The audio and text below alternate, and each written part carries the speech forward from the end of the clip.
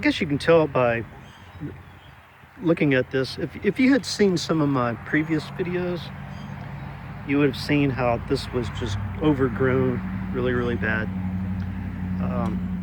I did get in there and kind of pull things up, cut things back. I still have some things I need to dig up by the roots. And right down there is my experimental 4x8. I've been putting kitchen scraps in, and cardboard and newspapers and, you know, little things like that. I'm getting ready to really start working on this heavy and hard. I've got seeds left over from last year that I need to go ahead and get into the dirt. It's been rainy a lot. The ground is still soft, but as you can see, the trees are getting leaves on them. They already have blooms, some flowers. So everything thinks that it's springtime out here, but there is a possibility that we could have some cold days and some frost. So these trees, you know, and other plants that are thinking that spring may actually end up damaged. So if I was to put out gardens that would sprout and everything, they may get damaged as well. So I got to think about that.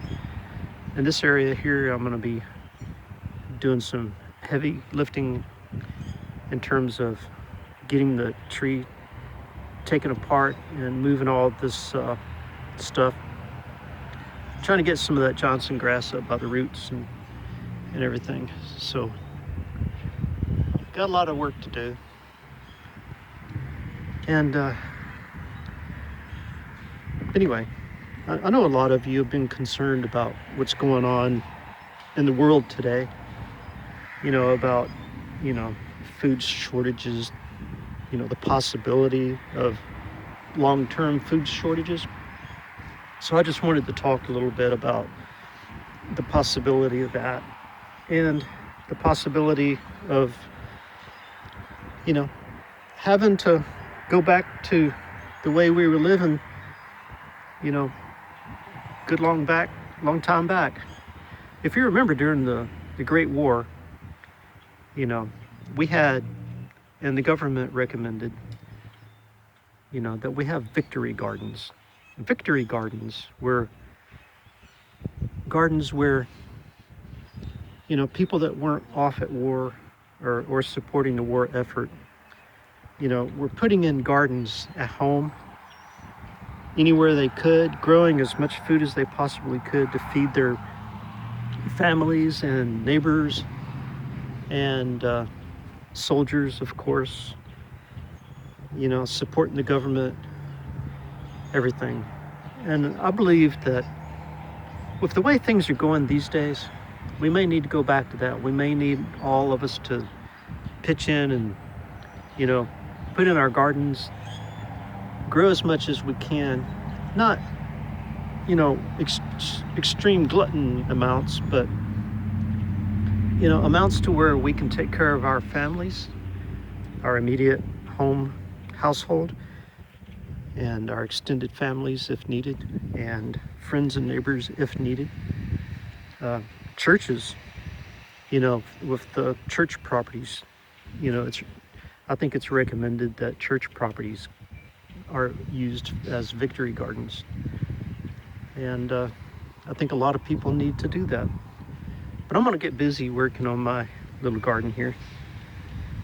And, well, I say little, it's gonna be a little bit bigger this year than it has been. And so I've got some cardboard here. I'm getting ready to put that big piece of cardboard down. That's I don't know, it's more than 4 foot wide and 8 foot long. So I'm gonna put that down as another spot, another 4x8.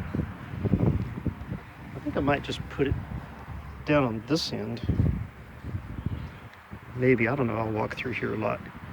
Maybe I'll put it on the end where the pole is and kind of put it around the pole. So the pole would probably end up being in one of my 4x8s. Yeah, I think I'll do that. That'll be my next step in this little area, because I'm going to build this out as 4x8 raised bed spots, and then on this side I'm going to have some tomato plants like I did before. So that pole right there would be perfect for running some lines up for things that need to vine. Yeah, I think that's a good idea. I've been putting more and more kitchen scraps in here. I guess you can see what all's in there. You know, periodically, you know, little, you know, animals will come out here and, you know, see what I've got, and they'll partake in whatever they want, which is okay with me. You know, they need to eat too. But I don't want rats. You know, I don't want nothing like that. So I don't put anything out here like any kind of meats or grease or nothing like that.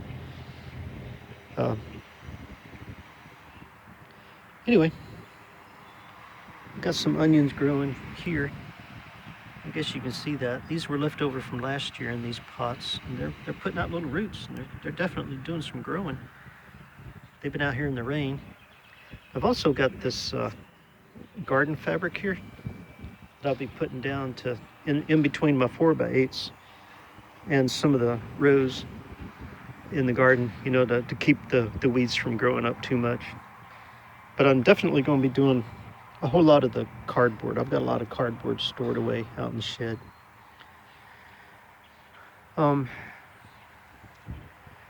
Well, you know, the grocery stores here where I'm at, of course, just like everybody else around the country is saying, they're short on toilet paper and paper towels, cleaning products, some canned goods, meats, things like that. But I'm in a small town, so I think there's been a lot less rush on those stores in the small towns than in the more populated areas. Because in small towns, people are generally, you know, they're in rural areas and they're generally more self-dependent. You know, like people usually put in gardens or have animals, you know, livestock, other odds and ends, chickens, you know, for eggs, you know, stuff like that. You know, so, and they're more likely to go fishing and hunting and, you know, so I think there's a lot less run on the stores in the rural areas.